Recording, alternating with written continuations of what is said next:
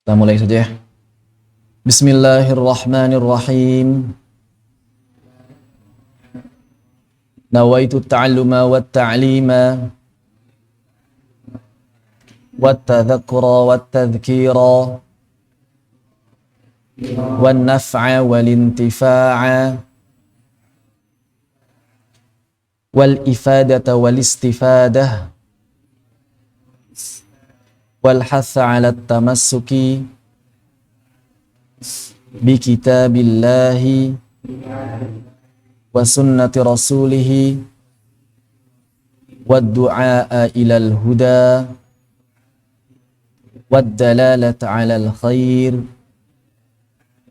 ibtigha'a wajhillah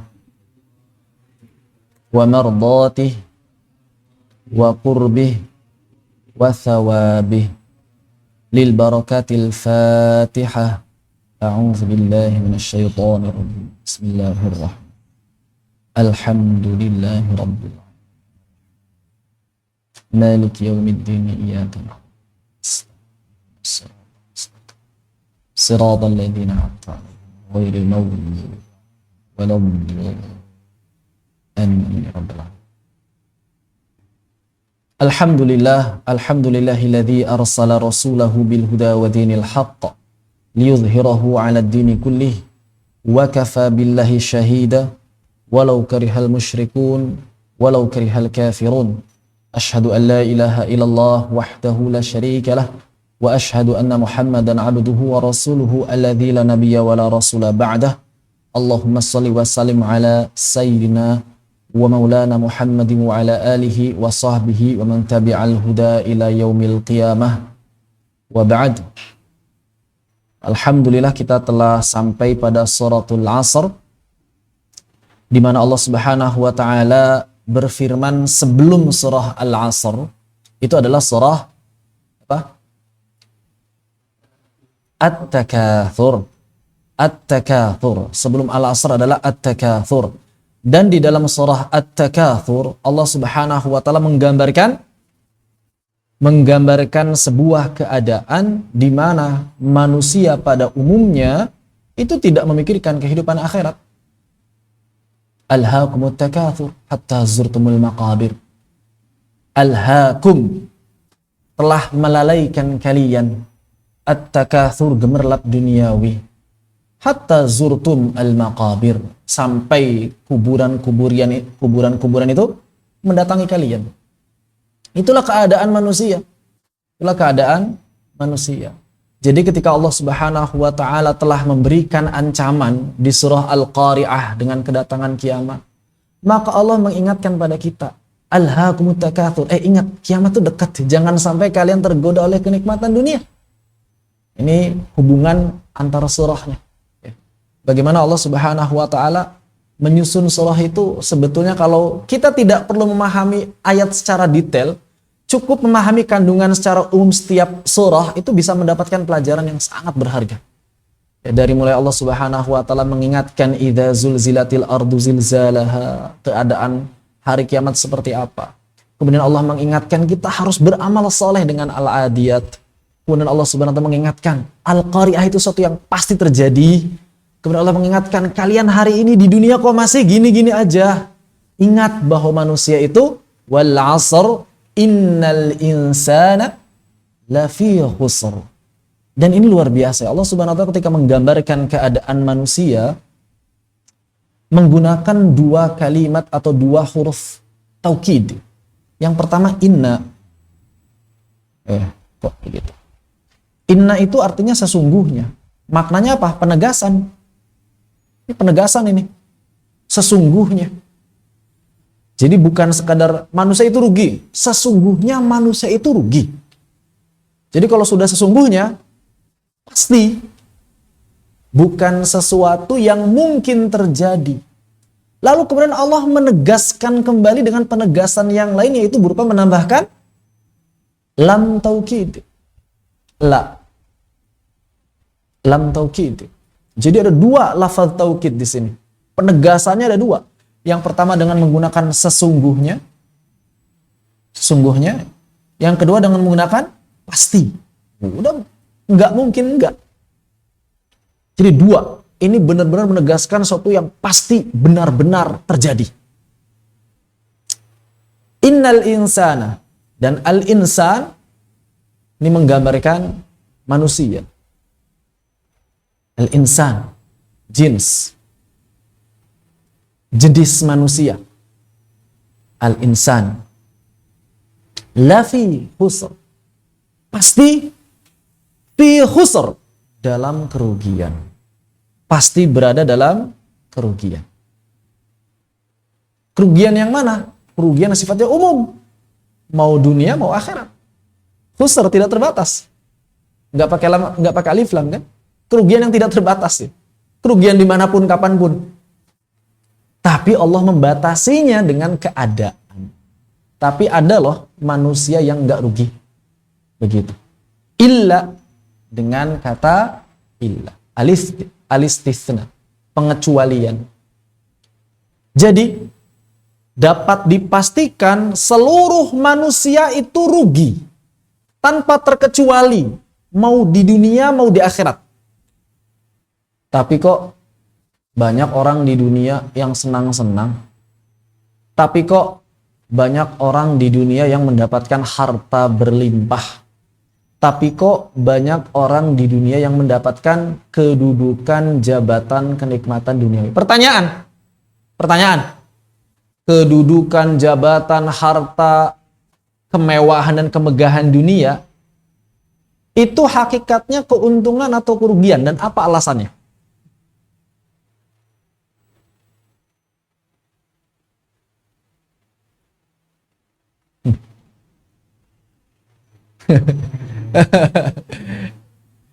Teng teng teng teng teng teng teng teng teng teng teng teng teng teng teng teng teng teng teng teng. Ya, 8 detik telah berlalu. Maka sebetulnya keuntungan, kemegahan dunia, kemewahan harta jabatan itu tidak bermakna untung dan tidak bermakna rugi. Tidak bermakna untung dan tidak bermakna rugi. Dia sesuatu yang biasa-biasa aja begitu. Loh kok biasa-biasa aja? Enak, banyak jabatan, ada uang, ada harta, ada kemegahan. Biasa aja. Kalaulah itu bermakna sebuah keuntungan, pasti Allah akan membuat seluruh sahabat kaya raya jabatannya tinggi semua. Dan kalau kemudian harta, jabatan, kekayaan, kemewahan, kemegahan duniawi itu adalah kerugian, maka seluruh sahabat fakir, miskin, gak ada yang kaya. Kenyataannya, sahabat ada yang fakir, sahabat ada yang kaya. Sahabat ada yang milih meninggal dunia dalam keadaan kesendirian seperti siapa? Abu Dzar Al-Ghifari, Abu Darda. Abu Darda meninggal dalam kesendirian. Cuma ditemani oleh istrinya kan? Tapi ada juga sahabat yang meninggal di istana megah dengan diiringi banyak prajurit.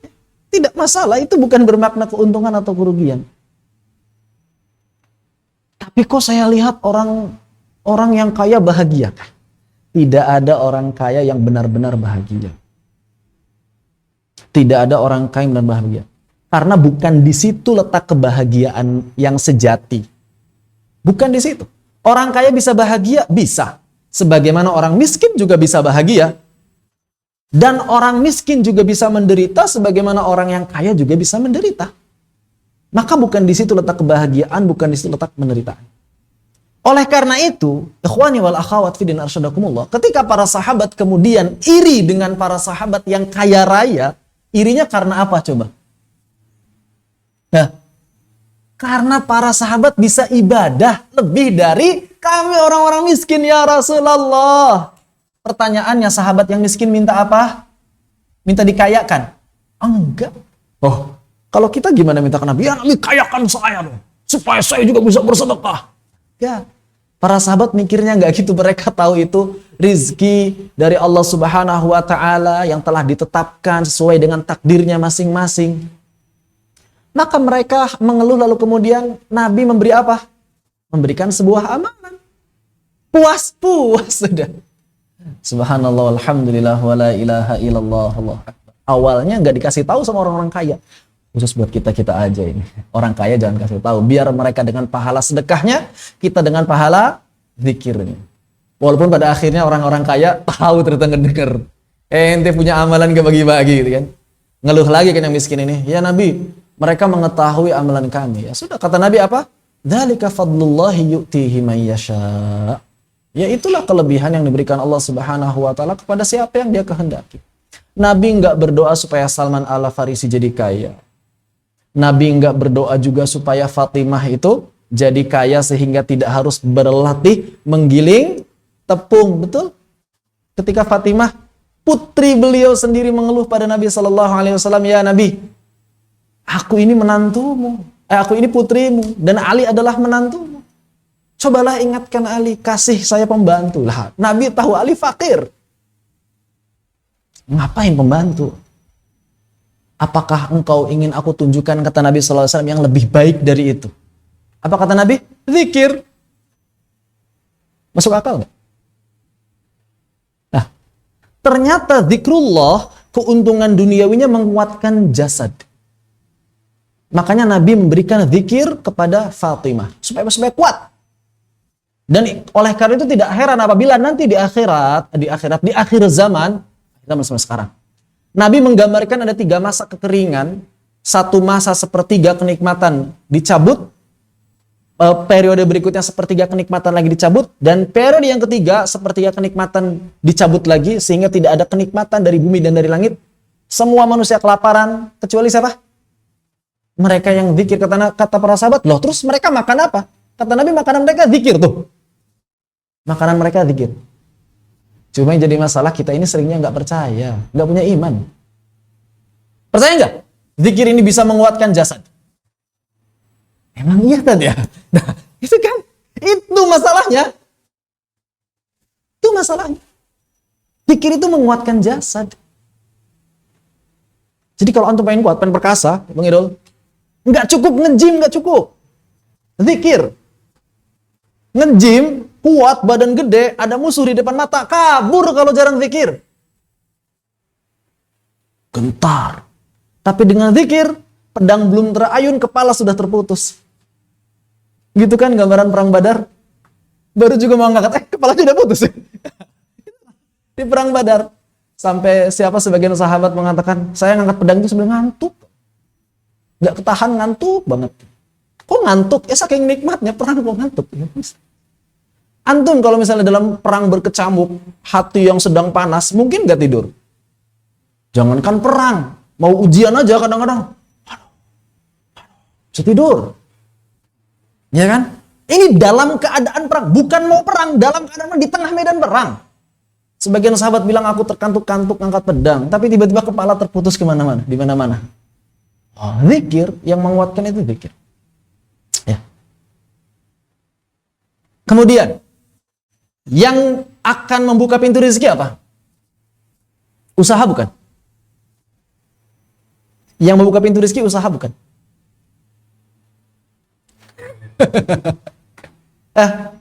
Yang membuka pintu rezeki itu usaha bukan?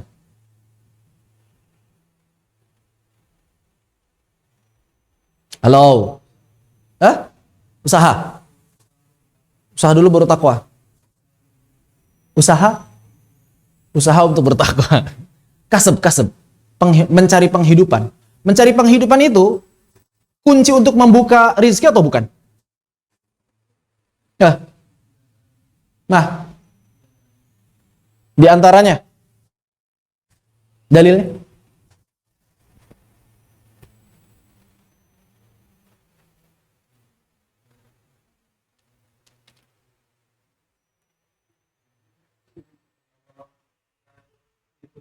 Wah, innallaha la yughayyiru ma bi anfusihim, itu artinya Allah nggak akan menghukum satu kaum kecuali karena perbuatan mereka sendiri. Ingat ya tafsirnya, jangan sampai diselewengkan lagi tafsirnya.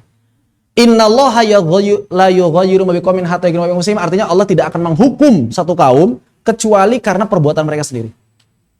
Jangan diselewengkan lagi artinya tuh. Seperti menyelewengkan makna la ikraha fidin. Saya sholat nggak sholat terserah dong, la ikraha fidin. Penyelewengan makna itu. Bahwa dalam sebagian hadis disebutkan misalnya berdagang adalah 9 dari pintu rezeki. Tapi kunci membukanya bukan. Bukan. Kunci membuka rezeki apa? Takwa. Wal yattaqillaha yaj'al lahu makhraja wa yarzuquhu min haitsu la yahtasib. Itulah pintu membuka rezeki. Tuh. Takwa, Ustaz. Iya, takwa. Tapi kok saya udah sholat, udah zakat, udah sedekah segala macam, rizkinya nggak ada. Lah ente masih bisa napas? Masih. Jantung masih sehat? Aman. Penglihatan seger? Ya minus-minus dikit doang. Enggak buta. Ya. Itu rezeki bukan? Terus apa yang dikhawatirkan?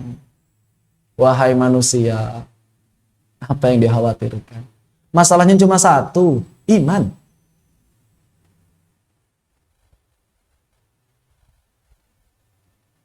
Antum kerja dalam sebuah perusahaan. Sedobet, antum kerja dalam sebuah lembaga atau perusahaan. Lembaga ngegaji atau enggak, antum tetap dapat rezeki atau enggak? Tetap. Terus ngapain khawatir kalau lembaga nggak gaji? Bukan khawatir karena itu, tapi karena kita meminta hak. Boleh, boleh, tapi nggak perlu maksa-maksa. Kenapa? Karena kalaupun hak kita nggak dikasih, itu urusan lembaga sama Allah. Adapun rezeki urusan saya sama Allah. Misalnya Shania nikah. Jangan Shania deh, contohnya. Nauzubillah gitu ya. Ada perempuan nikah. Karena contoh-contoh jelek. Punya suami kaya tapi pelit. Nah, saya nggak mau gitu contohin. Shania punya suami kaya, ganteng, soleh, dan bager. Jangan pelit ya. Bager. Royal ke keluarga ya, Shania ya. Ini punya ada akhwat misalnya nikah. Punya suami kaya tapi pelit. Kalaupun si suaminya ini nggak ngasih bulanan, nggak ngasih uang, nggak ngasih nafkah ke si istri, pertanyaannya si istri tetap dapat rezeki atau enggak? Hah? Dapat rezeki atau enggak si istri? Kalaupun suaminya nggak ngasih sama sekali, tetap dapat. Terus apa yang dikhawatirkan? Emangnya ngasih rezeki suami? Bukan, Allah. Urusan suami nggak ngasih rezeki sama istri itu urusan suami ke Allah. Tapi urusan rezekinya si istri itu urusan Allah sama istrinya.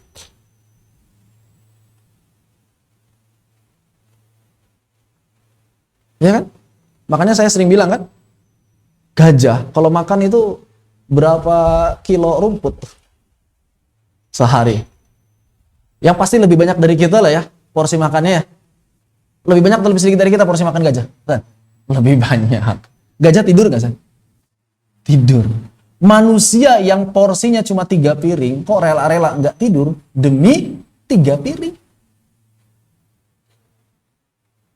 Kayak nggak dapat rizki aja. Kayak Allah tidak mau memberikan rizki saja. Istirahatlah, tidur. Allah nggak nyuruh antum kerja 24 jam. Allah itu nyuruh antum taat 24 jam. Loh terus saya nggak kerja gimana? Ya kerja mah secukupnya aja. Kerja mah secukupnya aja. Rezeki dari Allah Subhanahu wa taala. Makanya saya katakan, kekayaan, kemegahan, jabatan itu tidak menunjukkan keuntungan, tidak menunjukkan kerugian. Tidak menunjukkan keuntungan, tidak menunjukkan kerugian. Sebagaimana kita yakin bahwa Allah menciptakan kita, maka demikian pula harusnya kita yakin bahwa Allah yang menentukan rizki setiap kita.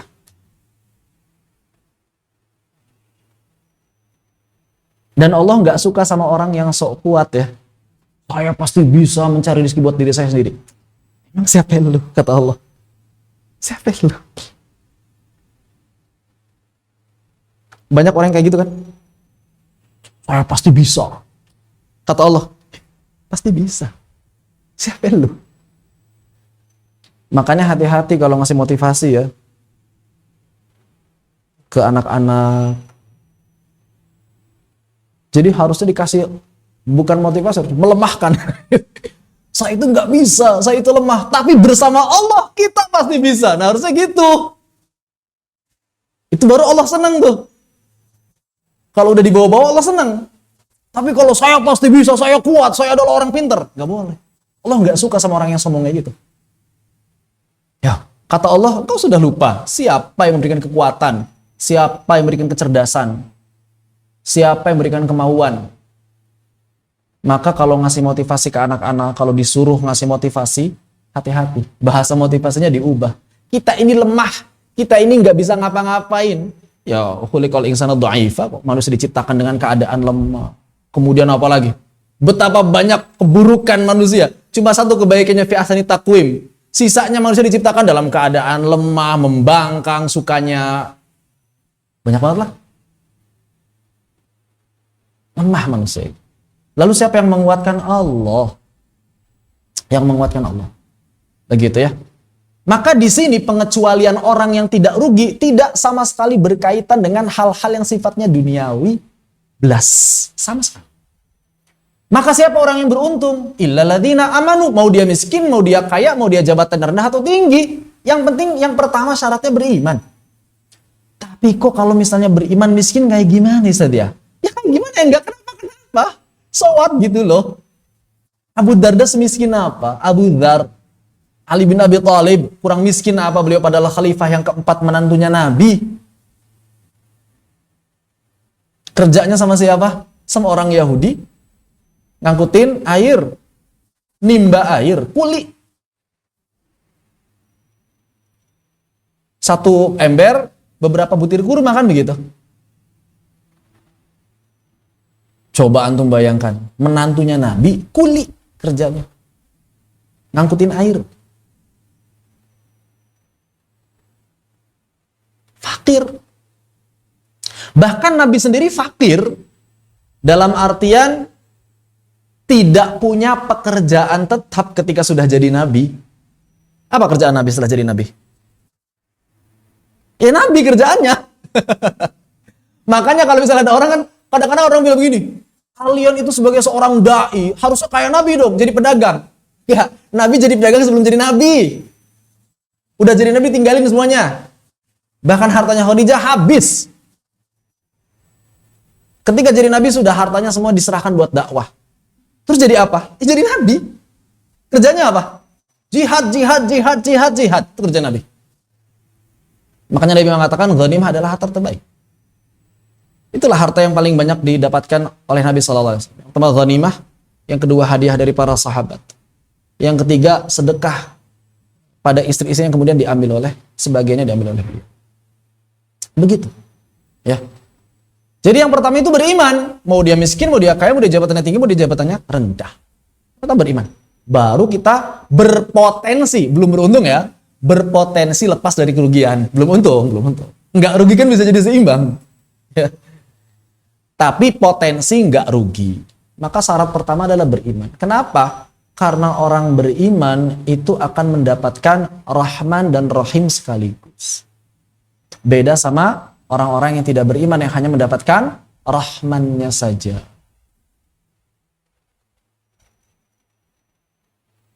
Jadi kalau misalnya ada orang yang bilang, kenapa orang Islam kok dibalas di dunia, dibalas juga di akhirat gitu ya? Sedangkan orang kafir berbuat amal soleh, istilahnya mereka, amal soleh tapi nggak dibalas. Pertanyaan kata siapa orang kafir nggak dibalas?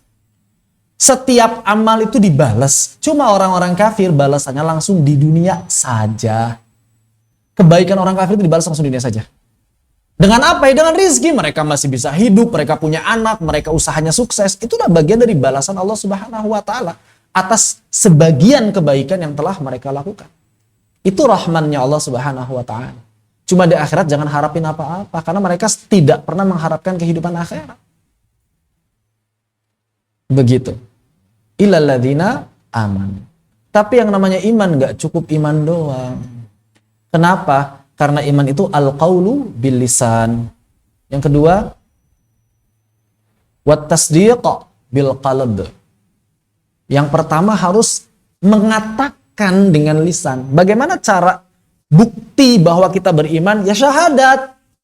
Maka nggak cukup ada orang aku beriman tapi nggak mau syahadat. Contohnya siapa? Abu Thalib. Kata orang-orang Abu Thalib itu beriman loh.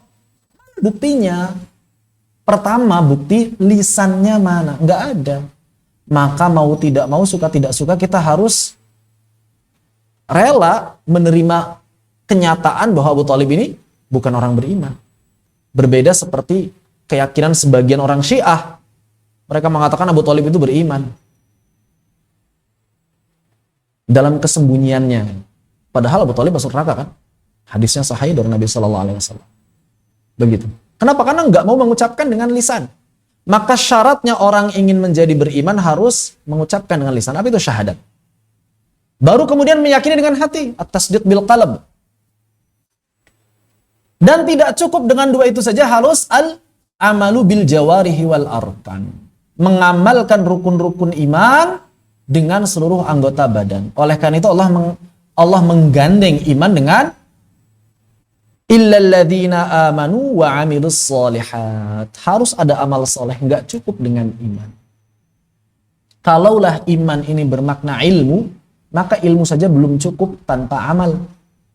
Iman itu kan lahir dari ilmu kan. Orang yang jahil nggak mungkin beriman. Berarti kalau kita pengen beriman, gimana caranya menggapai kesempurnaan iman? Ya punya ilmu tentang keimanan. Maka mau tidak mau harus menuntut ilmu tentang keimanan, ilmu akidah. Setelah itu beramal soleh. Beramal soleh butuh ilmu nggak? Butuh. Ilmu ibadah, ilmu muamalah, ilmu keluarga. Butuh dalam beramal soleh. Butuh ilmu. Cukup iman dan amal soleh? Ternyata belum cukup. Makanya pakainya wa bukan au. Wa itu kan menyatu kan, nggak terpisahkan. Kalau au itu kan boleh milih salah satunya. Tapi wa amilus solihati, wa ditambah lagi belum cukup. Tawasau bil haqq. Jadi soleh saja belum cukup, wajib muslih. Muslih itu memperbaiki diri sendiri, memperbaiki orang lain. Makanya dalam sebuah riwayat disampaikan ketika ada malaikat azab turun untuk mengadab satu kaum, kemudian malaikat ini kembali pada Allah SWT dan melaporkan bahwa ada satu orang yang masih ibadah. Ya Allah, masih ada orang yang ibadah di situ. Maka apa kata Allah SWT? Lenyapkan orang itu terlebih dahulu. Karena dia solehnya hanya untuk diri sendiri, tidak mau amar ma'ruf nahi mungkar. Makanya tidak heran apabila para ulama mengatakan apa? Tidaklah keburukan tersebar kecuali pada saat amar ma'ruf nahi mungkar ditinggalkan. Makanya sebetulnya ketika masih ada FPI, kita harus banyak-banyak bersyukur itu. Setidaknya kemungkaran banyak ditekan. Terlepas pro kontra. Tapi kemungkaran betapa banyak yang ditekan. Luar biasa. Tanpa FPI sekarang, makin menjadi-jadi. Yang menghina Islam saja terang-terangan. Acara-acara yang menghina syariat terang-terangan. Karena kalau FPI bergerak, pasti FPI yang disalahkan nanti. Atau kalau misalnya ada kaum muslimin selain FPI lah, siapapun itu yang bergerak, pasti kaum muslimin yang disalahkan nantinya. Padahal amar ma'ruf nahi mungkar itu wajib. Man ra'a minkum munkaran falyughayyir biyadihi. Fa illam yastati fa bilisanihi fa in fa biqalbihi. Wa dzalika adhafu iman. Maka kita sekarang sepertinya ya lagi-lagi adhaful iman, lagi-lagi adhaful iman. Iman yang paling lemah, iman yang paling. Ya masih mending sih, masih punya iman. Daripada ngelihat kemungkaran, nggak ada kecemburuannya sama sekali, ya itu udah nggak punya iman itu. Orang yang ketika melihat kemungkaran tidak memiliki kecemburuan sama sekali, maka waspada, dikhawatirkan tidak ada iman lagi dalam hatinya. Tawasaw bil haqq. Harus tawasaw bil haqq, saling menasihati dalam kebenaran, dalam haqq. Maka saling menasehati itu wajib hukum. Dakwah itu wajib hukum. Kalau kita tidak ingin rugi. Keluarga, makanya kalau yang punya WhatsApp keluarga ya manfaatkan video-video orang-orang yang terkenal yang menceritakan atau yang berisi kebaikan. Kalau saya sering, misalnya keluarga kita senang sama UAS, kirimlah videonya UAS. Keluarga kita senang sama UAH, kirimlah videonya UAH. Misalnya tentang ngingetin sholat, yang sederhana-sederhana aja. Atau video-video yang lucu tapi nyentil gitu ya, nyindir-nyindir. Saya sering tuh ngirim-ngirim video seperti itu supaya nggak terkesan menceramahi mereka, tapi tetap berdakwah. Begitu. Dan yang paling penting adalah jaga adab terhadap keluarga. Karena kalau antum sudah dinilai tidak memiliki adab, sebanyak apapun antum mengingatkan mereka, mereka tidak akan menerimanya. Bahkan kalau bisa antum jadi orang yang pertama kali menolong mereka ketika mereka dalam kesusahan. Itu salah satu cara masuk dakwah di keluarga. Banyak orang yang merasa kesulitan dakwah di keluarga, ya karena antum gak bermanfaat di keluarganya, itu masalahnya. Makanya antum gak bisa masuk dakwah di keluarga. Coba antum menjadi orang yang bermanfaat di keluarga. Keluarga pasti akan nanya sama antum sebelum antum mau dakwah. Sebelum antum menceramahi, mereka yang minta diceramahi terlebih dahulu. Jadilah orang yang bermanfaat bagi keluarga. Nggak perlu banyak ceramah, nggak perlu banyak apa. Yang penting bermanfaat buat keluarga. Ada paman misalnya butuh uang, ya kasih aja kalau kita punya. Bahkan kalau perlu nggak perlu meminjamkan, nggak perlu, kasih aja. Selama butuh paman, uwa, saudara, sepupu segala macam. Biarkan mereka terikat dan merasa dalam tanda petik hutang budi, gak apa-apa ya. Bikin mereka hutang budi supaya kita bisa nyeramahin mereka seenaknya dalam tanda petik ya. Jadi biarkan mereka tersesat dalam kebenaran gitu. Kalau saya bahasanya gitu. Daripada mereka bersenang-senang dalam kebatilan, biarkan mereka tersesat dalam kebenaran, dipaksa dalam kebenaran. Mereka nggak bisa nolak kalau misalnya dalam keadaan seperti itu. Itu salah satu strategi dakwah. Jadikan antum orang yang paling bermanfaat. Sekecil apapun. Nggak cuma masalah harta, masalah apapun itu. Tolong menolong.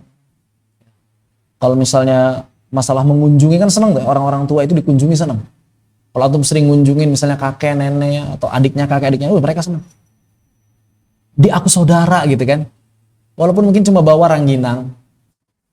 Walaupun mungkin cuma bawa apa? Bawa keripik. Mereka senang.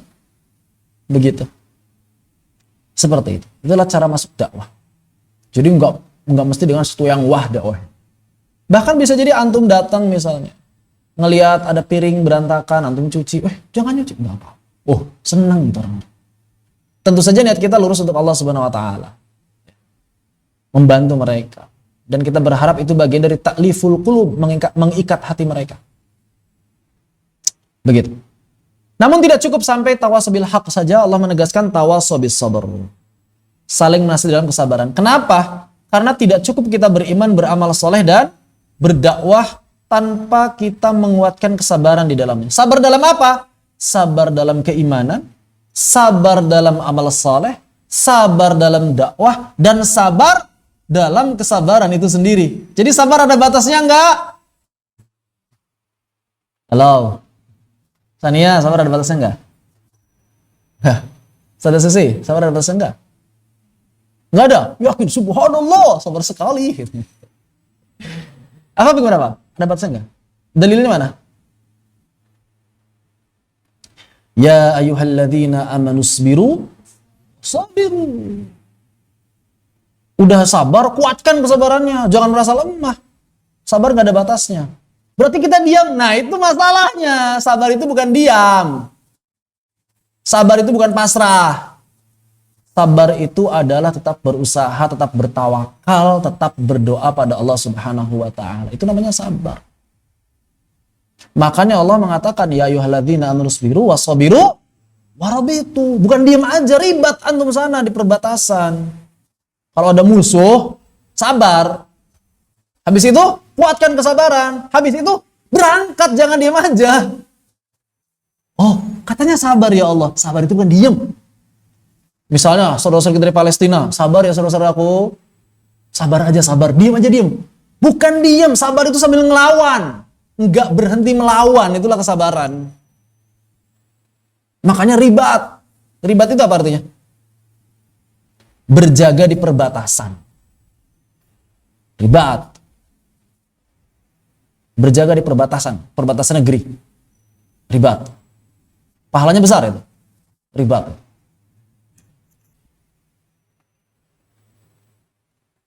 Jadi kalau misalnya kita punya kekuasaan wilayah kaum muslimin, antum ditugaskan ribat, itu pahalanya kata Nabi Shallallahu Alaihi Wasallam, orang yang semalam ribat itu tidak bisa atau tidak cukup diganti dengan orang yang sholat semalaman suntuk, tidak cukup.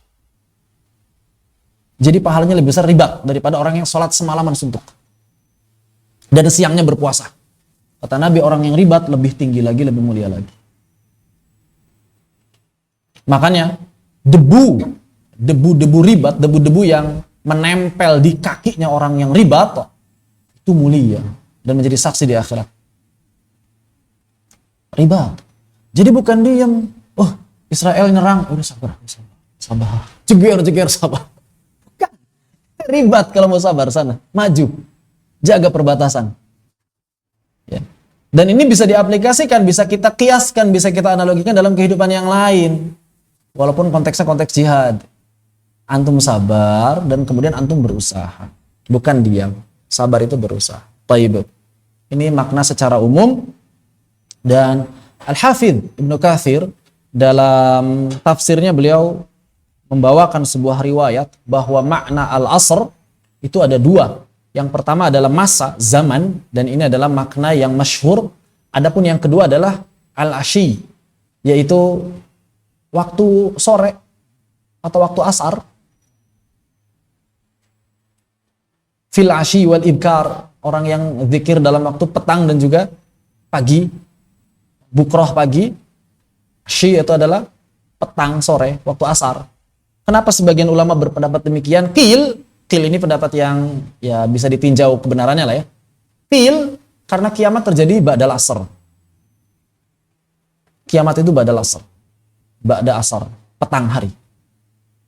Wallahu ta'ala alam. Tapi yang masyhur kata Ibnu Katsir adalah makna yang pertama.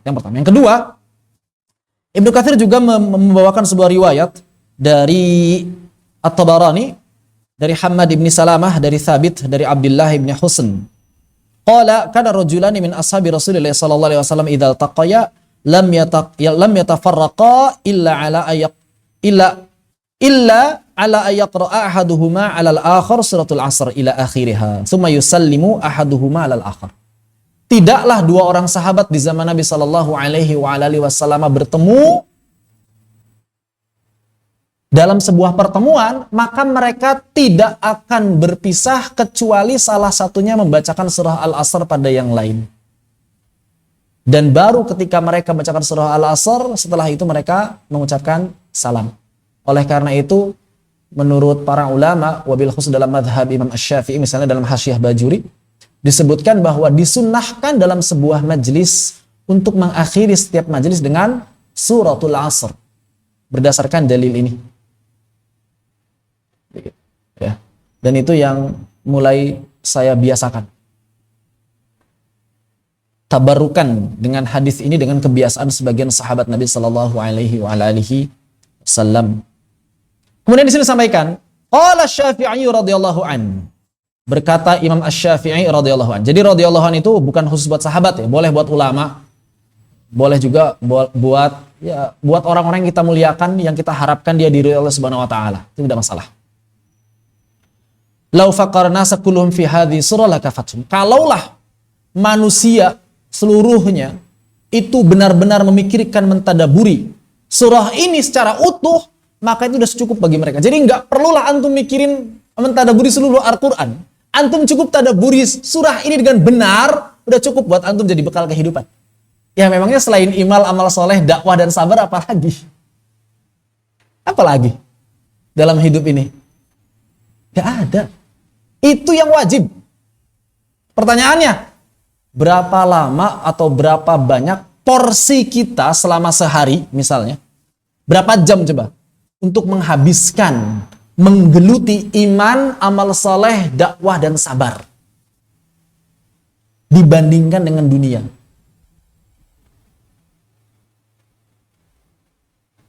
Kalau misalnya porsinya masih lebih besar dunia, berarti masih alhaakumut takatsur.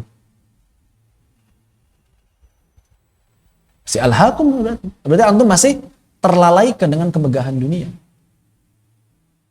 Jadi berapa banyak porsi antum dalam 24 jam itu berada dalam fokus untuk meniti jalan keimanan, amal soleh, dakwah dan sabar. Tidur nggak dihitung lah ya. Ya tidur itu kan netral. Katakanlah tidur 8 jam. Rata-rata pagi sama siang. Kadang lebih, kadang kurang. Oke, 8 jam. Berarti ada 16 jam nih sisanya. 16 jam ini lebih banyak mana tuh? Iman, amal soleh, dakwah dan sabarnya atau kehidupan duniawinya? Maka alhamdulillah kalau misalnya kita masih lebih banyak iman, amal soleh, dakwah dan sabarnya, walaupun selisihnya sedikit, setidaknya sudah tidak alhaakumut takatsur lagi. Tapi betapa banyak manusia yang justru menghabiskan waktu untuk gemerlap dunia. Lupa iman, lupa amal soleh, lupa dakwah, lupa sabar. Mereka bekerja untuk kerjaan mereka. Mereka berusaha untuk usaha mereka. Padahal seluruh pekerjaan dunia bisa diniatkan menjadi amal soleh. Kalau kita pintar dalam mengatur niatnya, dalam mengelola hatinya. Banyak orang yang sibuk bekerja kan, ngurusinnya dunia kan. Lupa hubungannya dengan Allah. Beda orang yang kerja niatnya karena melaksanakan amal soleh dengan orang yang kerja niatnya karena memang ingin memupuk kekayaan.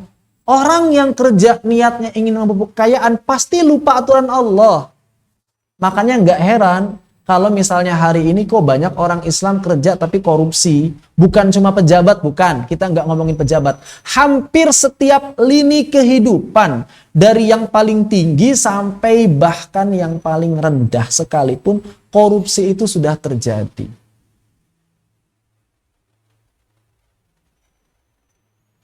Bahkan dalam keluarga kadang-kadang. Ada yang suka korupsi di keluarga. Jangan-jangan termasuk kita pelakunya, wal'iyadzubillah. Kalau pernah langsung tobat ya. Biasanya mahasiswa yang sering korupsi. Ya sudah menjadi rahasia umum di kalangan para mahasiswa.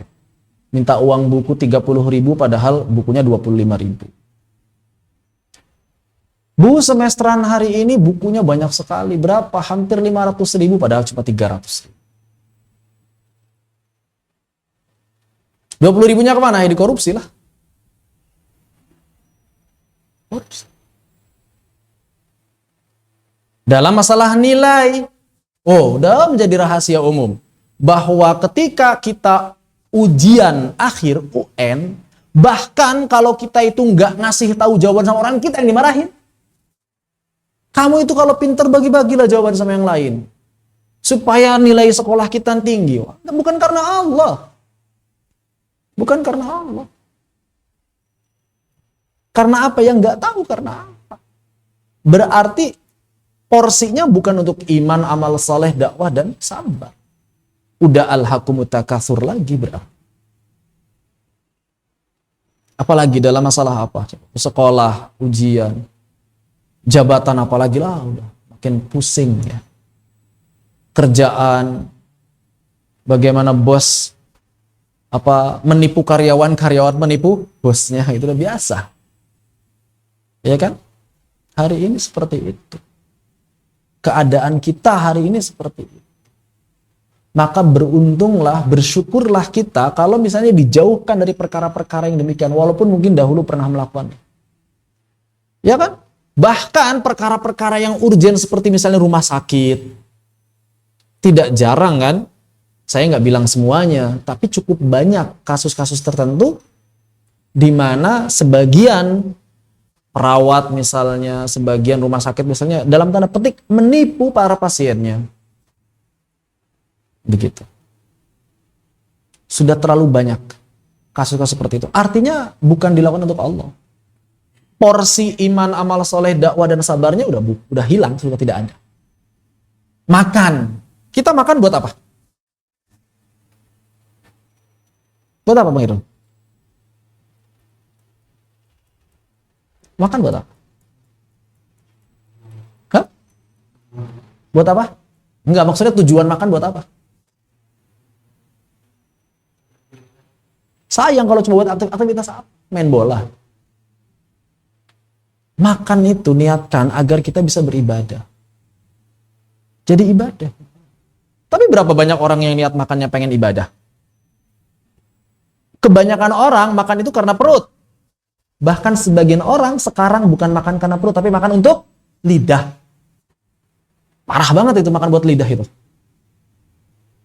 Icip-icip sana, icip-icip sini ya. Makanan gak dihabisin. Setiap ada makanan baru, wisata kuliner, jauh dari kebenaran.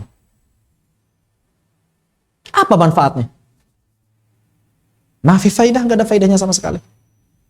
Bahkan bertentangan dengan sunnah. Ya saya gak bilang haram, setidaknya makruh tapi. Orang yang terbiasa wisata kuliner tanpa ada tujuan ibadah di dalamnya, ya minimal makruh. Ada unsur tabdzir, ada unsur israf, dan nggak sesuai dengan yang dicontohkan Nabi Sallallahu Alaihi Wasallam. Nabi kalau ada makanan yang baru itu nggak diicip, ditinggalin. Contohnya ketika Nabi melihat dob, bukan biawak ya, dob, kadrun, kadal gurun. Warnanya apa? Kayak gurun. Gurun warnanya apa tuh? Apa warna pasir gurun apa? Apa itu warna apa namanya? Abu-abu, bukan abu-abu. Krem gitu ya. Krem kuning gitu ya. Nah itulah. Itulah warna kadal gurun. Namanya dob. Bukan biawak. Biawak itu haram. Karena biawak itu kadal. Kadal, biawak, komodo. Itu haram tiga-tiganya. Dob itu sejenis kadal, tapi dob ini beda dengan kadal. Dari siapa bedanya? Makanan. Dob itu makanannya rumput. Dia herbivora, bukan karnivora. Kedua, dia bisa diternak. Ada nggak orang nernak kadal? Ada, paling iseng-isengan aja gitu ya. Tapi kalau dob itu diternak di belakang rumah, biasanya dipelihara. Dan itu makanan sebagian sahabat, tapi Nabi nggak makan. Ketika Nabi melihat, apa ini? Dob. Nabi cuma bilang, ya makan aja, nggak apa-apa, halal. Nabi nggak mau coba. Ya Rasulullah coba. Saya nggak biasa makan gini. Namanya kurma aja. Nabi makannya apa? Kurma. Terus gandum. Apa lagi selain itu? Daging. Udah selesai. Nabi itu nggak pernah icip-icip makanan selain itu. Beda sama kita. Ada es kepal. Ayo coba-coba. Es kepal. Oh, ada es gulung. Wah, ada lagi es gulung. Ada apa lagi? Ada apa lagi? Soda bahagia gitu. Coba. Iya kan? Kita kan begitu. Pengen ini, pengen itu, pengen ini, pengen itu, pengen ini, pengen itu. Semuanya memuaskan, bukan untuk perut lagi kan? Untuk lidah doang. Kalau orang makan untuk perut sih masih mending ya, memang ada kebutuhan ya. Perut itu kan kebutuhan. Nah ini lidah, kebutuhannya apa lidah? Ya ada yang tingkat yang lebih parah lagi, makan buat estetika. Parah lagi itu. Lidah pun enggak penting lidahnya kayak gimana, yang penting cakep, Instagramable. Walaupun harganya 5 juta. Padahal cuma cake yang bisa dibuat seharga 25.000. Bahkan kurang. Yang penting di restoran terkenal ada saus yang dioles sret gitu ya. Pakai piring kecil, namanya pakai bahasa Inggris, dipoto di Instagram. This is my favorite menu. Woi. 3 juta per menu. Masya Allah. Itu lebih parah, itu paling parah, tingkatan paling parah itu. Ya, makan buat estetika itu tingkatan paling parah. Bahkan mungkin bisa menjerumus ke dalam sesuatu yang haram ya. Karena nggak ada faedahnya sama sekali. Lidah pun enggak gitu. Kalau orang yang masih ngerasa lidah, oke lah ya. Masih ada wajar lah ya, apa yang ngerasain lidah gitu. Ini estetika apa? Lidah pun enggak. Begitu. Bahkan kadang-kadang udah dipoto, udah ditinggal. Na'udzubillah summa na'udzubillah min dzalik. Begitu. Jadi ya kita berubah lah, harus berubah. Wa bayanu dzalika annal maratib arba bistikmalihi ma yasulu lisyahsi ghaiyatul kamali. Maka di sini atau surah ini menjelaskan pada kita bahwa ada 4 tingkatan yang kalau kita bisa mencapai keseluruhan tingkatan tersebut, kita akan bisa mencapai kesempurnaan kehidupan kita sebagai seorang manusia.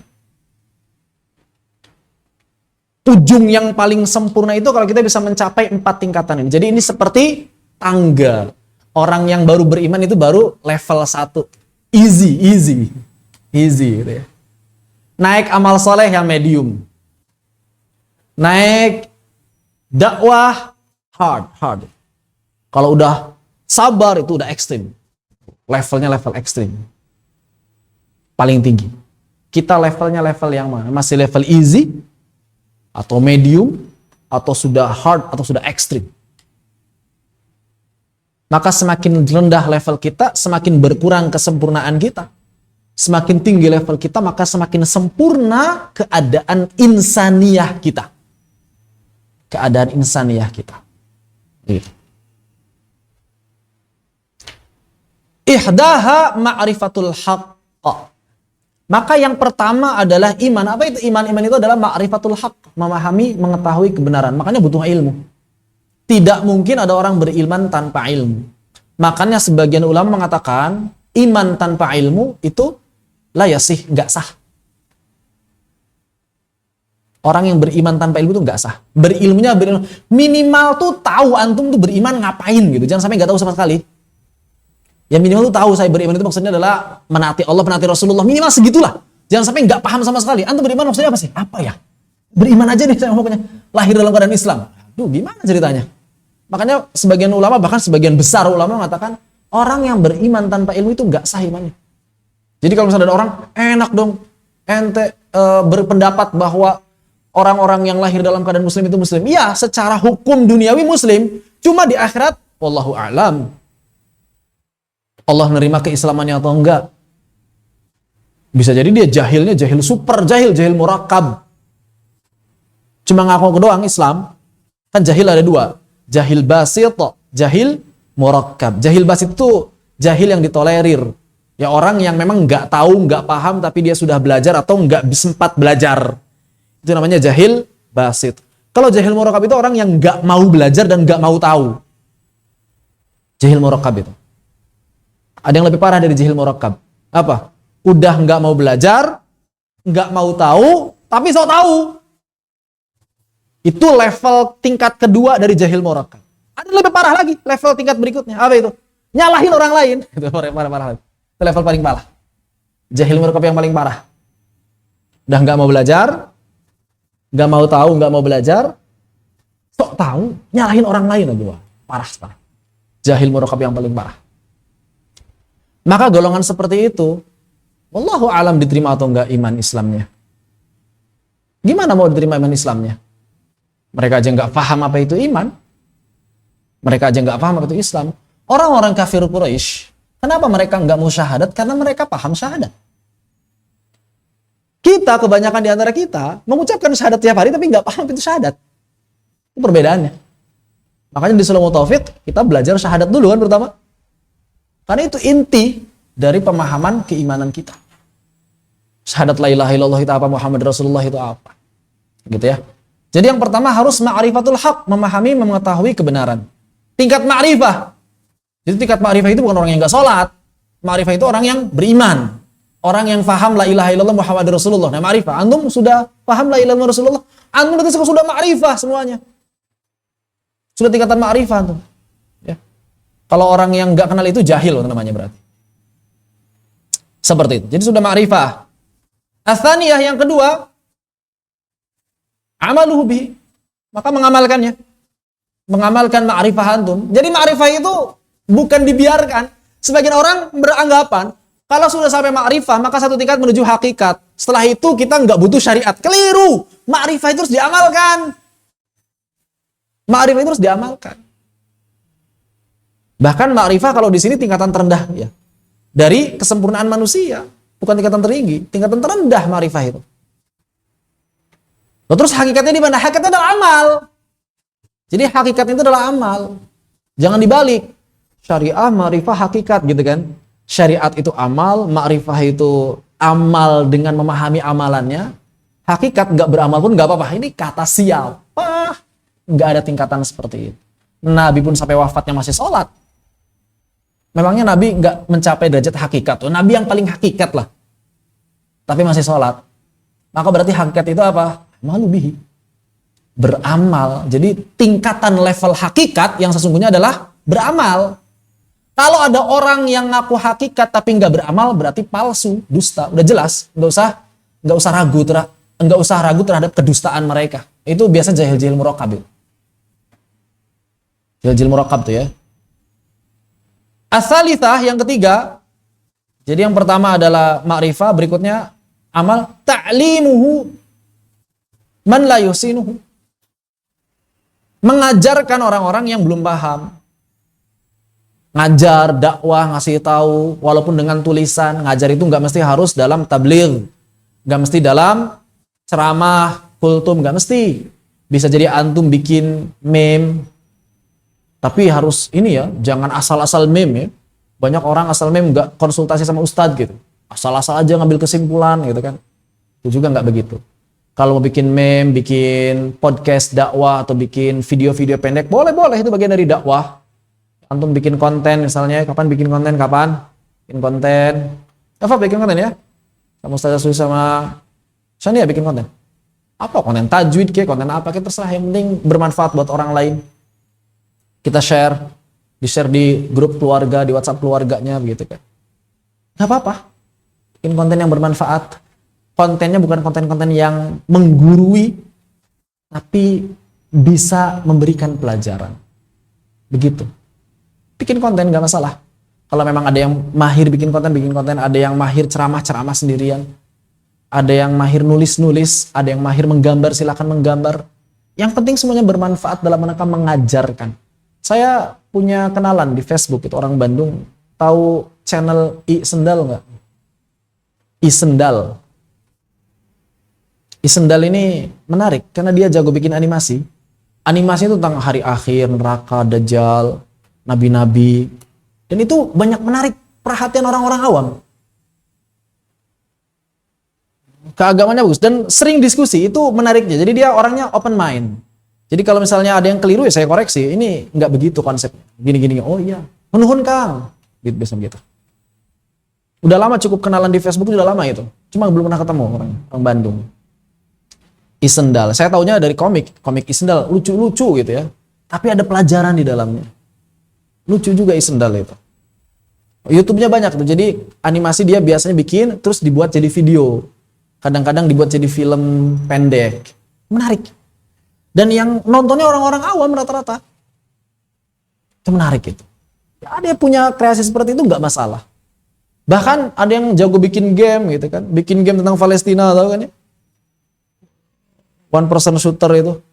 Ada tuh. Tentang Palestina. Jadi dia misinya itu nyelamatin orang-orang gitu. Seru juga gitu. Ya, itu kan targetnya buat anak-anak yang seneng game daripada game-game gak jelas. Ya. Bikin game yang islami, ngelawan penjajah Israel, sampai seneng gitu anak-anak. Wah, Israel tembak Israel gitu. Seneng gitu. Iya. Ya menumbuhkan kesadaran sama muslim. Jadi kita bisa mengajarkan orang-orang dengan cara apapun yang kita bisa selama tidak bertentangan dengan syariat. Selama tidak bertentangan dengan syariat. Tidak masalah. Apapun itu caranya, tidak masalah. Komik, teman saya ada yang jago bikin komik tajwid, udah 2 jilid kan. Itu biasanya kalau minta koreksi sama saya itu. Sada Mifdah. Tahu? Ketemu di Aceh, dia selesai Jazariyah waktu itu. Restoran Jazariyah, dapat ijazah Qadimah Jazariyah dari saya waktu itu. Langsung bikin komik tajwid. Minta konsultasi. Di ceritanya pun ustadznya itu namanya saya baru sadar itu di cerita komiknya. Oh ya nggak apa-apa, minta izin nggak apa-apa, silahkan. Yang penting bermanfaat. Jadi makhraj digambarin seperti apa, hukum-hukum tajwid digambarin seperti itu, luar biasa, menarik buat anak-anak, buat para pemula itu menarik. Artinya kita bisa berpotensi ngajarin orang tanpa menggurui mereka, dengan cara apapun itu. Tapi kalau antum yang bisa kultum, gaya bahasanya bagus, ya silakan jadi mubaligh. Ya, jangan sampai orang-orang yang tampil di media itu orang-orang yang nggak jelas. Orang-orang yang terkenal di media itu orang-orang yang bisa bahasa semut, ya nggak penting kan? Orang-orang yang stres gitu kan. Apa manfaatnya orang bisa bahasa semut terus? Emangnya kita mau ngobrol sama semut gitu kan? Begitu. Jadi marilah kita populerkan kebenaran dengan cara apapun agar orang-orang paham. Ketika kebenaran populer, maka kebatilan lama-lama akan lenyap. Begitu. Menjelaskan riba, ini kan susah nih ngejelasin riba ini. Ngejelasin waris, apalagi kalau udah waris, banyak penentangnya tuh waris tuh. Kalau udah ngomongin waris itu yang nentangnya banyak banget ya. Di Instagram Ustaz Rifai ya, yang suka bikin postingan waris itu, konsultan waris. Masya Allah orang-orang yang nentangnya itu ngeri, melawan syariat, ngeri sekali. Masalah-masalah yang sifatnya harta itu memang kebanyakan orang menentang, nggak mau diatur. Begitu. Ar-rabi'ah, dan level yang keempat, level ekstrim adalah sabruhu ala ta'allumihi wal amalu bihi wa ta'lim. Maka sabar dalam apa ya? Sabar dalam belajar, sabar dalam beramal, sabar dalam mengajarkan. Dan saya tambahkan lagi di sini, sabar dalam kesabaran itu sendiri. Fadzakara ta'ala marabitul arba' fi hadhihi surah. Maka Allah Subhanahu wa taala menyebutkan keadaan 4 level ini dalam rangka mencapai apa? Ghayatu kamalil insan, kesempurnaan, puncak kesempurnaan manusia. Di situ ya. Maka kalau kita bertanya, orang yang beruntung itu orang yang kata orang yang miskin. Bisa kaya, bisa miskin. Yang penting dia beriman, beramal saleh, berdakwah. Kalau dia kaya tapi tidak beriman, tidak beramal saleh, tidak berdakwah, dia rugi. Bahkan Allah sudah menampakkan kerugiannya di dunia. Kelihatannya mungkin dia tersenyum, tapi saya yakin hatinya penuh dengan kesusahan dan kesulitan serta kesempitan. Betapa banyak orang-orang yang kaya raya tapi tidak pernah bisa menemukan kebahagiaan mereka. Kenapa? Khawatir hartanya dicuri, khawatir direbut. Banyak orang-orang kafir kan nggak punya keimanan. Maka banyak kisah orang-orang kafir yang mencari kebahagiaan. Kita mungkin antum sudah dapat banyak cerita seperti itu. Kisah-kisah nyata orang-orang kafir mencari kebahagiaan. Nggak tahu mereka letak kebahagiaan di mana. Ya karena memang letak kebahagiaan di sini harusnya. Di keimanan, di amal soleh, di dakwah, dan di sabar. Cuma kadang-kadang orang Islamnya pun ragu terhadap janji Allah. Maka sekarang pertanyaannya antum, yakin gak sama janji Allah? Yakin? Yakin gak? Kadang-kadang kita sendiri, emang iya ya? Cukup gitu dengan 4 ini aja kita bahagia, kita beruntung, cukup gitu. Kadang-kadang begitu manusianya. Muslimnya pun kadang masih ada yang berpikir seperti itu. Nah ini bagian dari bisikan-bisikan syaitan, was-was syaitan. Dan kita sudah bahas di surah An-Nas. Bagian dari was-was syaitan. Maka harus ditinggalkan was-was syaitan ini. Ya, baik. Ila ladzina amanu wa amilus solihati wa tawassaw bil haqqi wa tawassaw bis sabr. Al ta'rif fi qawlihi as-solihat ta'riful jins murad bihil al-istighraq. Adapun alif lam dalam kata as-solihat ini bermakna al-jins, bukan mengkhususkan tapi al-istighraq, dalam rangka mencakup seluruh amal-amal yang baik. Al-istighraq itu mencakup keseluruhan. Amilu jami'il a'malis solihah, yaitu mengamalkan seluruh amal saleh allati umiru bi'amaliha bi'amriddin, yang diperintahkan untuk mengamalkannya berdasarkan perintah agama. Yaitu kita mengamalkan seluruh amal saleh yang diperintahkan agama. Bahasa sederhananya begitu. Seluruh amal saleh tanpa terkecuali, al-istighraq, semuanya tanpa terkecuali. Apa batasan suatu amal disebut amal soleh dan apa batasan suatu amal disebut bukan amal soleh? Kapan sebuah amal disebut amal soleh? Amal yang baik, ya baik itu apa batasannya? Apa batasannya? Atau apa syaratnya sebuah amal disebut amal yang baik? Yang tahu?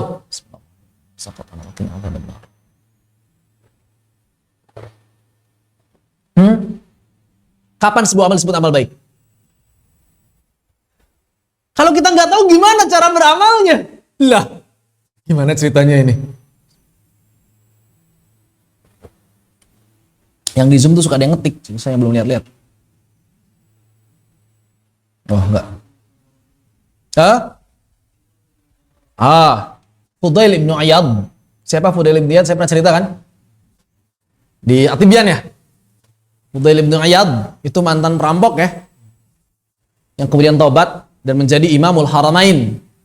Menjadi imam di kedua tempat suci Makkah dan Madinah. Beliau dari Kufah. Fudail ibn Iyad pernah ditanya mengenai ahsanu amala. Ahsanu amala, amal soleh kan? Ahsanu amala, amal yang baik. Hasan soleh, artinya sama. Alladzi khalaqal mauta wal hayata liyabluwakum ayyukum ahsanu amala. Ma ahsanu amala, kata para sahabat beliau. Maka beliau mengatakan, akhlasu wa aswabu. Yang paling ikhlas dan yang paling benar. Yang pertama ikhlas, yang kedua benar. Apa sih makna benar? Tidak bertentangan dengan perintah Nabi. Tidak bertentangan. Itu syarat intinya. Tidak bertentangan dengan perintah Allah dan Rasulnya. Maka semua jenis amalan yang tidak menentang perintah Allah, tidak menentang perintah Rasulullah, itu disebut amal saleh. Apapun itu. Apapun itu. Dan diniatkan. Kalau nggak ada niat, nggak. Antum mandi, amal saleh bukan? Belum tentu. Kalau nggak ada niat, ya adat namanya. Bukan amal soleh, adat aja itu. Antum makan adat kan? Gimana caranya supaya jadi amal soleh? Diniatkan. Dan cara makannya berarti harus benar. Menjauhi tabdzir, menjauhi israf, menjauhi makanan yang haram, yang syubhat. Kemudian antum niatkan karena Allah. Ya Allah, saya makan itu bukan karena apa-apa, tapi karena agar saya beribadah kepadamu ya Allah. Nah, selesai. Subhanallah. Tidur pun sama, ya Allah saya pengen tidur supaya bisa istirahat, supaya besok bisa minimal bangun sebelum subuh. Maka tidur jadi amal soleh. Begitu. Nge-gym jadi amal soleh. Jadi amal soleh, ya Allah saya niat nge-gym supaya apa? Supaya kuat. Karena engkau telah berfirman, wa a'iddu lakum mastata'tum min quwwah. Oh, jadi amal soleh. I'dad. Saya pengen bulu tangkis besok ya Allah. Supaya apa? Supaya bisa menyegarkan badan, nanti fresh lagi, bisa belajar lagi. Jadi amal saleh. Kumpulin niatnya malam ini ya, sebelum besok bulu tangkis begitu. Iya, supaya dapat pahalanya banyak. Nawaitunya dibanyakin nawaitunya. Jangan cuma pengen bulu tangkis ya, have fun aja. Percuma have fun dong. Masih alhaqumut takatsur kalau begitu. Sayang. Waktu terbuang, tenaga terbuang, keringat bercucuran, hanya sekadar untuk dunia. Dapat kesenangan, terus apa dapat kesenangan? Gak dapat pahala, rugi. Jadikan amal soleh, jadikan semua aktivitas kita jadi amal soleh. Nulis jadi amal soleh, duduk jadi amal soleh, diri jadi amal soleh. Semuanya karena Allah Subhanahu Wa Taala. Begitu ya. Bahkan marah pun jadikan jadi amal soleh. Kenapa marah? Karena ini adalah marah yang disyariatkan, misalnya begitu. Kan ada marah yang disyariatkan kan? Marah ketika melihat saudara kita dibantai, marah ketika Allah dihina, marah ketika Rasulullah dihinakan, marah ketika misalnya ada yang melecehkan saudara kita. Itu marah yang disyariatkan. Enggak masalah. Marah dalam mendidik, itu marah yang disyariatkan. Selama tidak berlebihan kan? Begitu. Enggak masalah. Seperti itu. Yang penting tidak berlebihan. Bahkan memukul anak, itu bisa jadi ibadah karena Nabi yang memerintahkan, perintahkanlah anakmu sholat pada usia 7 tahun dan pukullah mereka pada usia 10 tahun kalau nggak mau sholat. Berarti mukul anak bisa ibadah? Iya. Bisa begitu. Iya, bisa begitu. Tapi kalau mukulnya sekedar emosi, nggak dapat ibadah. Nggak dapat ibadah. Bahkan orang yang sholat bisa jadi nggak dapat pahala kalau kosong dia. Adat aja sholatnya. Ente sholat? Ya sholat. Kenapa? Ya karena pengen sholat aja. Nggak dapat ibadah. Harus ada keyakinan bahwa sholat itu wajib. Harus pengen apa. Begitu. Jadikan semuanya ibadah. Ya. Jadi semua amal soleh yang diperintahkan agama, selama kita ikhlas mengerjakannya, bahkan bukan hanya diperintahkan ya. Semua yang halal, selama niatnya baik, caranya benar, dapat pahala. Wa 'amilus shalihati yashmulu tarkus sayyi'at. Wa 'amalus shalihati yashmulu tarkus shalihat. Dan mengamalkan amal saleh termasuk dalamnya meninggalkan keburukan. Jadi meninggalkan keburukan itu bagian dari amal saleh. Makanya kalau antum termasuk ke dalam orang-orang yang diberikan peluang bermaksiat dibandingkan orang lain, lebih banyak diberikan peluang maksiat, harusnya ada rasa bersyukurnya sedikit. Kenapa? Karena bisa jadi peluang maksiat itu jadi peluang beramal soleh ketika tidak jadi bermaksiat. Tapi kalau jadi bermaksiat ya enggak. Ada sebagian orang yang memang baiknya baik alami, nggak pernah kepikiran maksiat, maka dia nggak akan dapat pahala tarkus sayyi'at, kan? Ya nggak dapat pahala meninggalkan keburukan. Orang kepikiran aja nggak pernah. Tapi alhamdulillah enak, ringan hidupnya. Maka orang-orang yang dihadapkan dengan berbagai macam kemaksiatan yang pikirannya sudah karena masa lalunya nggak baik gitu ya, didikannya kurang bagus, pikirannya pengen maksiat, itu jadikan peluang buat beramal soleh lebih banyak. Apalagi dengan segala fasilitas yang ada hari ini, kan? Segala fasilitas bisa menjadi pintu maksiat. Pegang HP, awalnya mikir maksiat, ya Allah, saya nggak jadi maksiat. Ya Allah, ini buat engkau ya Allah. Jadi tarkus sayyi'at.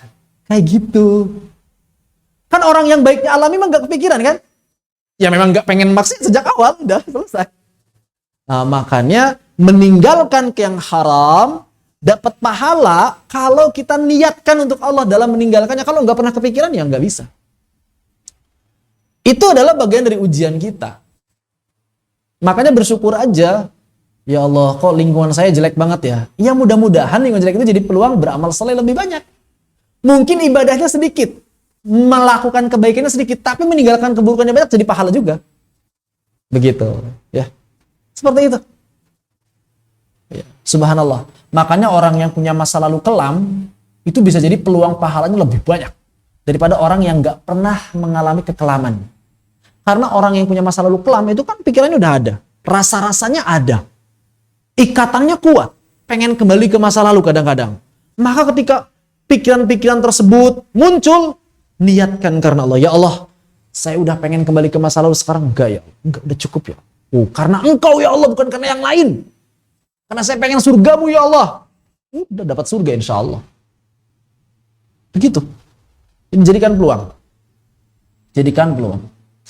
Illal ladzina amanu wa 'amilus solihati wa tawassaw bil haqqi wa tawassaw bis sabr. Fal amraynil awlaini fal amraynil awlaini yakmulul insana nafsu. Maka dua perkara yang pertama itu mencakup kehidupan pribadi seorang manusia, ya kan? Iman dan amal saleh. Wal amraynil akhiraini, dan adapun dua perkara yang di akhir yakmulu ghair, maka mencakup amal orang lain, mencakup kehidupan orang lain. Wa bitakmilil umuril arba'ah yakunul insan qad salima minal khasar. Dan dengan 4 perkara inilah manusia bisa selamat dari berbagai macam kerugian. Wa faza birbihi al-azim, dan dia akan mendapatkan keuntungan yang besar. Jadi ternyata kita diajarkan untuk tidak egois. 2 perkara untuk diri sendiri, 2 perkara untuk orang lain. Surga itu, kalau dulu ya, saya waktu di kuliah, kakak-kakak tingkat sering bilang surga itu terlalu luas untuk kita tempati sendirian. Wih, gayanya gitu ya. Ngasih motivasinya gitu. Maka ajaklah sebanyak-banyaknya orang untuk masuk surga bersama kita. Wih, seneng kan? Ajaklah seluruh keluarga kita. Kalau dulu biasanya di KAMI, saya aktif di KAMI, Kesatuan Aksi Mahasiswa Muslim Indonesia. Surga terlalu luas hanya untuk kader kami saja. Masya Allah. Maka ajak teman-teman HMI, ajak teman-teman PMI, ajak teman-teman anak-anak kiri yang masih muslim gitu ya. Gitu. Gayanya begitu. Ajak mereka ke dalam surga yang terlalu luas ini bagi kita. Seperti itu. Atau kalau misalnya teman-teman di Muhammadiyah itu, surga itu terlalu luas buat kader-kader Muhammadiyah. Ajak teman-teman NU, ajak teman-teman Persis, ajak teman-teman Salafi kayak gitu. Terlalu luas surga itu. Terlalu luas. Satu orang itu orang yang paling terakhir masuk surga, seorangnya ardus samawati wal ard gitu kan. Arduha ardus samawati wal ard. Tanah lapang seluas langit dan bumi, itu orang yang terakhir masuk surga. Terlalu luas surga itu. Maka jangan batasi dengan diri sendiri. mari kita perbanyak kebaikan, perbanyak kebajikan. Selamatkan diri kita, keluarga kita, masyarakat kita dari api neraka. Begitu ya. Jangan egois. Islam ini mengajarkan, subhanallah, ketika kita membahas ara'aita alladzi yukadzibu bidin, itu juga kebanyakan masalah sosial kan? Di sini ditekankan lagi. Kebaikan itu bukan cuma buat diri kalian pribadi, tapi kebaikan juga kebaikan sosial. Maka tidak ada dalam Islam itu istilah kehidupan agama adalah privasi. Nah, yang privasi ya privasi, tapi yang harus disiarkan ya disiarkan. Gak ada istilah privasi dalam Islam. Saya sholat atau enggak urusan saya, oh no. Dalam Islam gak begitu. Dalam Islam agama itu dua pribadi, duanya sosial. Sosialnya apa? Termasuk ngingetin buat sholat.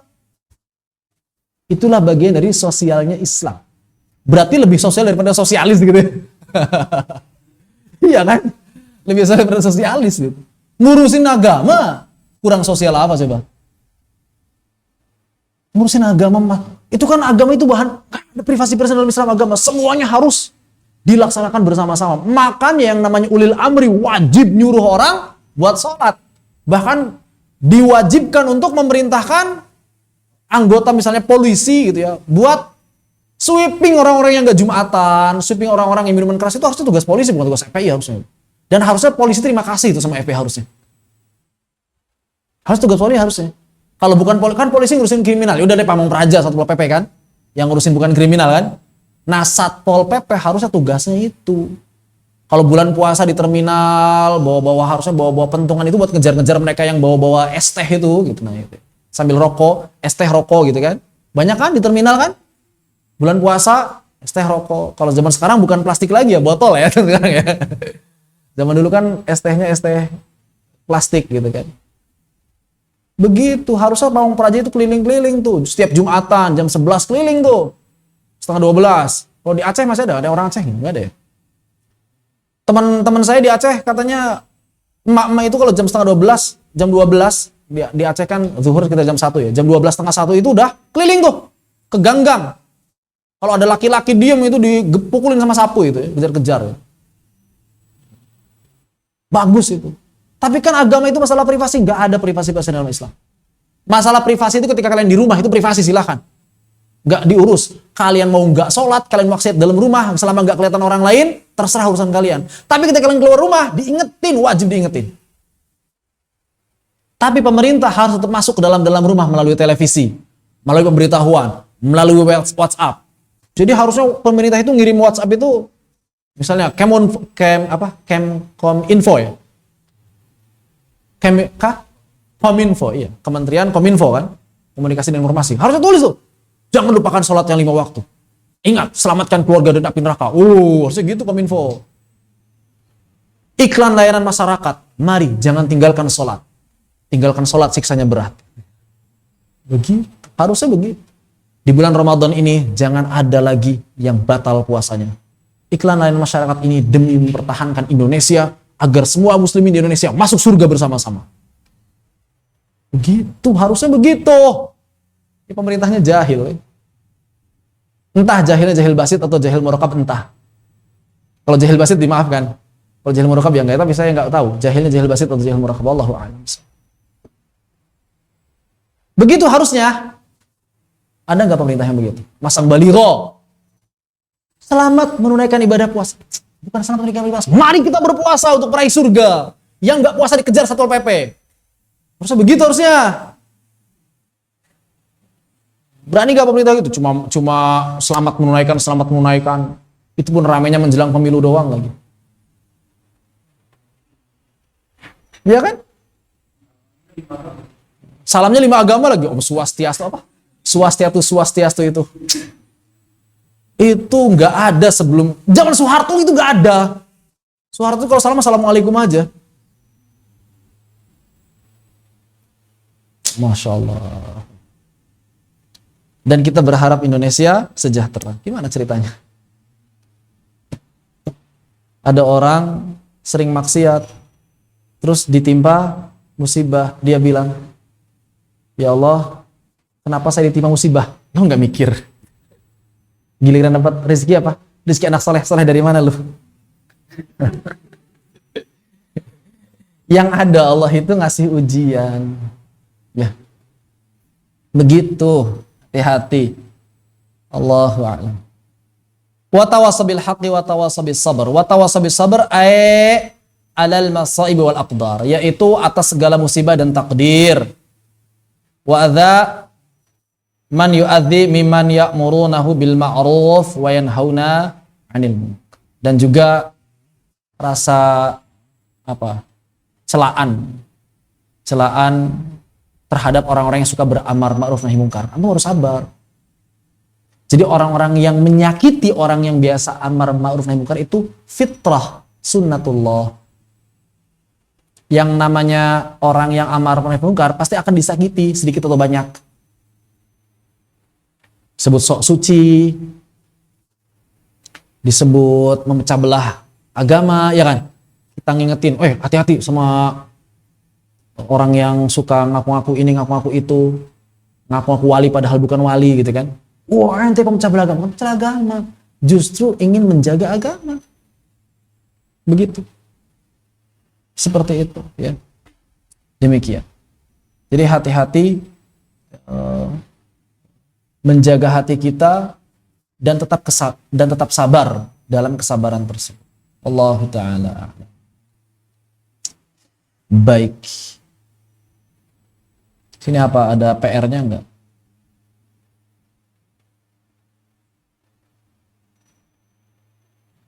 Enggak ada PR-nya sini ya untuk pola asar. Maka kalau dari saya pribadi berarti 2 PR yang bisa kita ambil dari surah Al-Asr. Yang pertama, biasakan untuk membaca surah Al-Asr ketika kita berpisah, kalaupun tidak dalam pertemuan informal, setidaknya dalam pertemuan formal, baca surah Al-Asr yang pertama. Yang kedua, biasakan untuk saling menasihati dalam kebaikan dan kebenaran.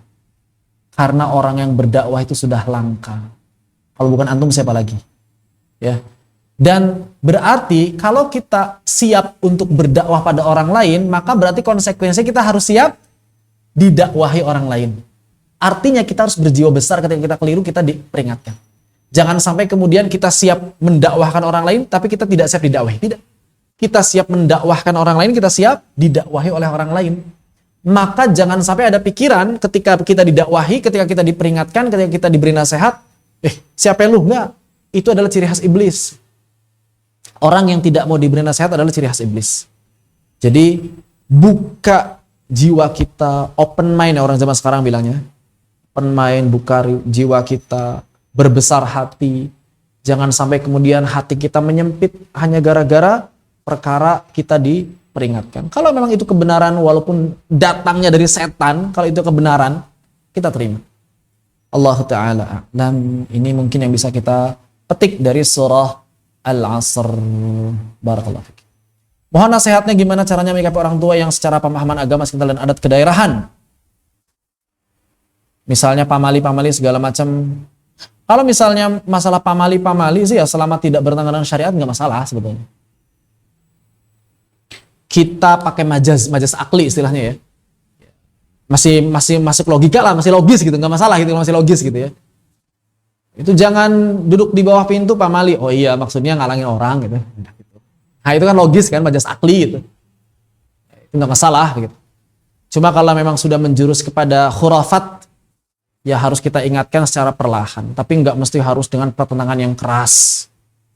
Ingatkan secara perlahan bahwa agama punya aturan, adat punya aturan, dan kalau ada pertentangan antara adat dengan agama, kita kuatkan agama dan tinggalkan adat. Begitu, itu yang harus ditekankan. Bagaimana caranya? Ya sebenarnya berasal dari keimanan ya. Orang tidak mungkin akan melawan adat kecuali kalau dia beriman. Orang tidak, Sumatera Barat.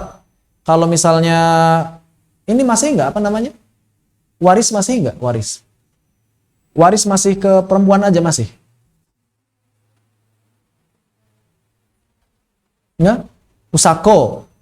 Jadi ada tanah atau ada harta benda pusaka yang itu khusus buat perempuan ya. Bukan khusus tapi hak pemakaiannya bersama, tapi hak miliknya ya anak perempuan. Oh tapi dia secara pemakaian bersama. nggak boleh dijual. Oh, itu ya kalau itu berarti sesuai kesepakatan ya. Walaupun sebenarnya dalam Islam nggak ada ya benda pusaka seperti itu. Berarti solusinya bagaimana tuh kalau begitu? Maka ada dua solusinya. Yang pertama, solusi ekstrim. Kita lepaskan semua itu. Oh nggak bisa kalau begitu. Maka kalau misalnya seperti itu, untuk menghormati atau untuk dalam tanda petik mengelabui ya.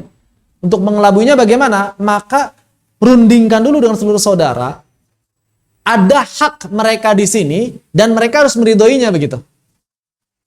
Sebetulnya kan warisan itu hak atau wajib? Warisan itu kewajiban atau hak?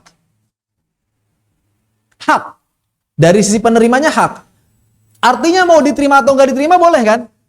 Nah, ini kan ada hak buat yang lelaki. Maka si anak lelaki kalau dia juga paham syariat harus legowo. Ini ada hak saya di sini tapi demi menjaga kestabilan sosial, maka saya serahkan tidak masalah. Nah, begitu contohnya.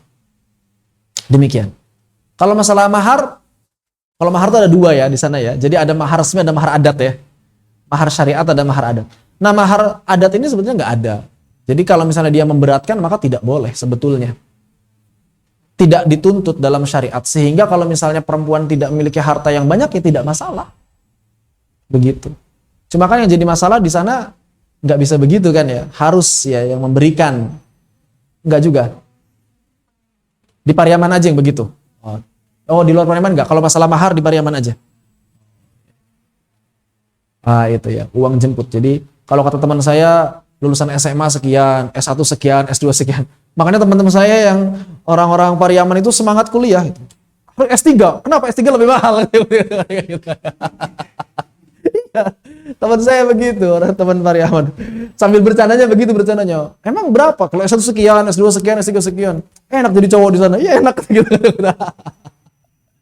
Mahar gak seberapa, dapatnya lebih banyak gitu. Maharnya dalam tanda petik cuma formalitas syariat saja. Nah, ini memberatkan ya, termasuk apa uang panai di sebagian tempat, Jambi, terus kemudian Jambi ada ya? Sebagian ya? Atau enggak? Yang paling terkenal itu apa? Makassar ya, Bugis ya. Ini kan Bugis ini kan mahal-mahal. Bugis sama Dayak ya kalau nggak salah ya. Ada juga kan. Itu kan mahal uang panainya. Nah, ini tidak sesuai dengan syariat. Bahkan dalam syariat dianjurkan mahar itu yang murah. Dari sisi perempuannya harus semurah mungkin. Tapi dari sisi laki-laki harus setinggi mungkin. Semampunya. Karena bagian dari menghargai calon istri. Mahar itu. Sedangkan perempuan ngasih semurah-murahnya dalam rangka memberikan kemudahan bagi calon suami. Seperti itu. Ya.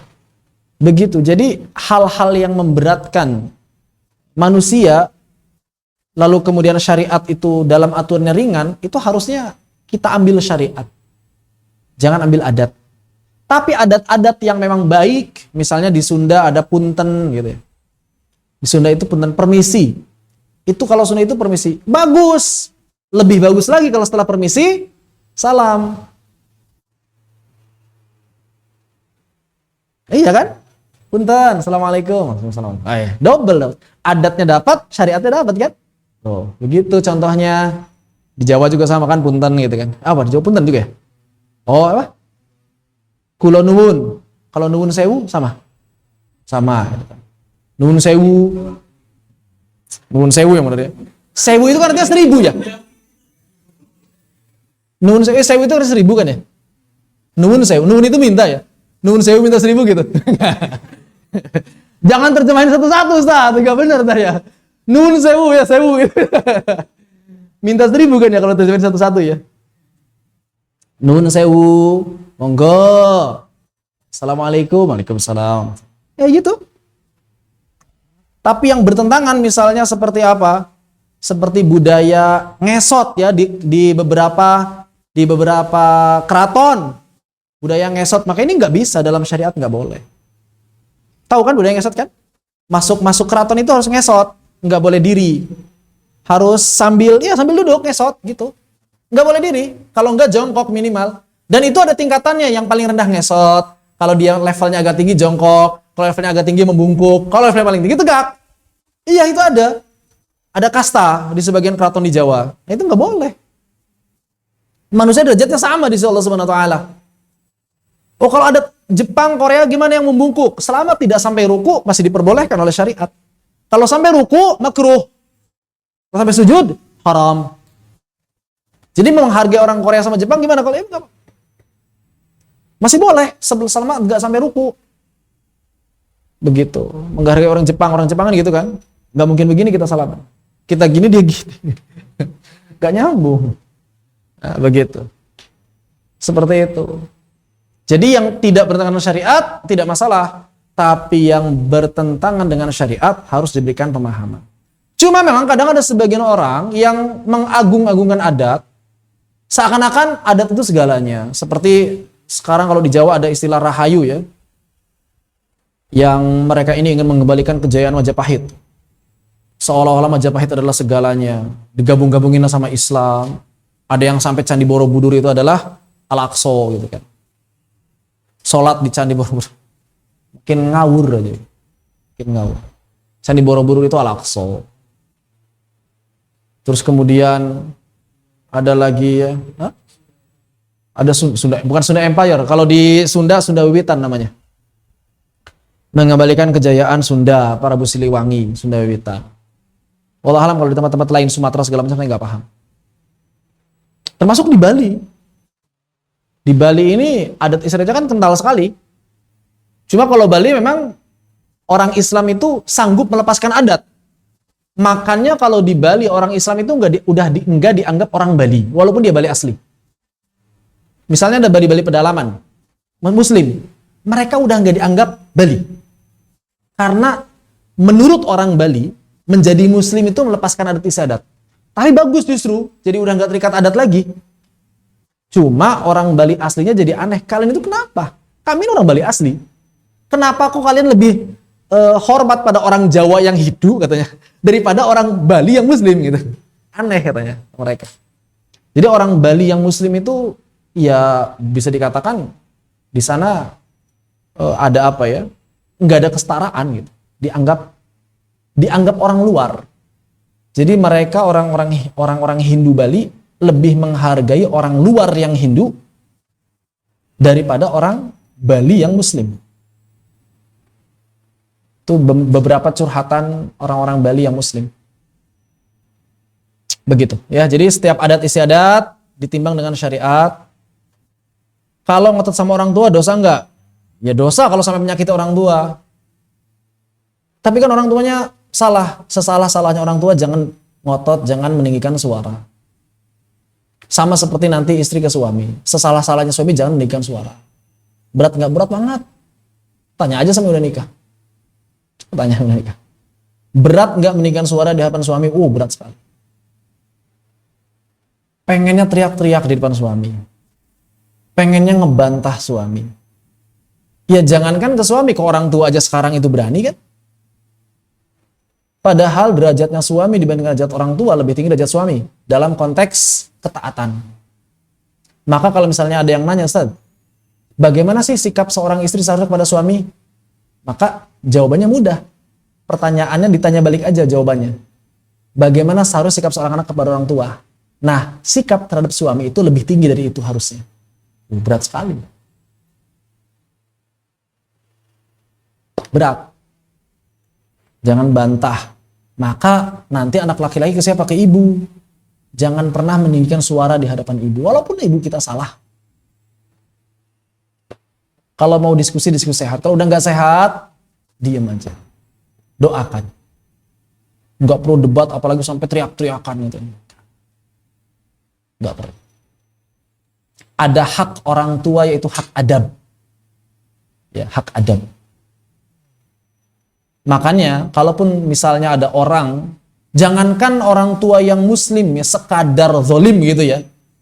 Orang tua yang kafir saja wajib kita hormati, wajib kita beradab padanya. Ini cuma sekadar orang yang muslim zalim dibandingkan orang kafir lebih parah mana? Orang kafir kan? Kita bukan berarti meremehkan kezaliman ya. Tapi kalau dibandingkan kafir ya, zalim selama dia muslim itu masih lebih ringan gitu. Maka sezalim-zalimnya orang tua kalau dia masih muslim wajib dihormati. Kenapa orang kafir aja wajib dihormati? Begitu. Seperti itu. Jangan sampai terlalu banyak bantah-bantahan dengan orang tua. Dan termasuk hukumnya adalah orang tua adalah paman bibi itu sama. Hukumnya hukum orang tua ya. Paman bibi, kakek nenek, hukumnya hukum orang tua. Secara adabnya sama harusnya. Ya, demikian. Allahu ta'ala. Khair. Kalau ada yang tanyakan nanti aja ya, udah 9:30 lebih. Mudah-mudahan bermanfaat. Fa aqulu qouli hadza wa astaghfirullah li wa lakum. Kita akhiri dengan hamdalah. Alhamdulillahirabbil alamin dan salawat Imam Asy-Syafi'i. Allahumma salli afdhala salati ala as'adi makhluqatika sayyidina Muhammadin wa ala alihi wa sahbihi wa sallim adada ma'lumatika wa midada kalimatika kullama dhakaraka dhakiruna wa ghafala an dhikrikal ghafilun. Doa akhir majelis. Subhanakallahumma bihamdika asyhadu an la ilaha illa anta. Qala ta'ala bismillahirrahmanirrahim wal 'asr innal insana lafi khusr illa alladhina amanu wa 'amilus solihati wa tawassaw bil haqqi wa tawassaw bis sabr. Wassalamu alaikum warahmatullahi wabarakatuh.